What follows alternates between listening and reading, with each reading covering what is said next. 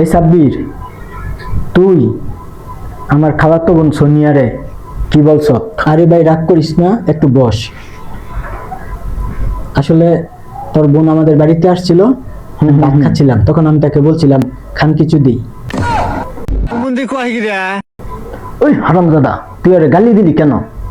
সেই জন্য তো সে এমন কান্নাকাটি করতেছে, কান্নাকাটি করে পুরো বাড়ি মাথায় তুলে ফেলছে। বুঝ আমি তোরে বলতেছি গালি দিলি কেন বল।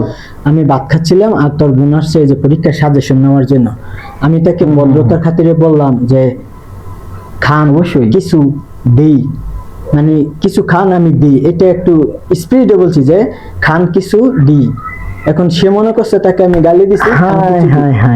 জাস্ট এটা একটা ভুল বুঝাবুঝি হয়েছে, জাস্ট মিস আন্ডারস্ট্যান্ডিং, ভুল বুঝাবুঝি হয়েছে না? কি করি এখন? এখন আমি কি বলবো বল? দাঁড়া, সে তো বুঝতেছে না। আমি বলছি খাওয়ার যে সুন্দর করে উচ্চারণ করবি না, গালি উচ্চারণে ভুল হয়েছে, নিয়ে গেছে আর ওর বুঝতে ভুল হয়েছে।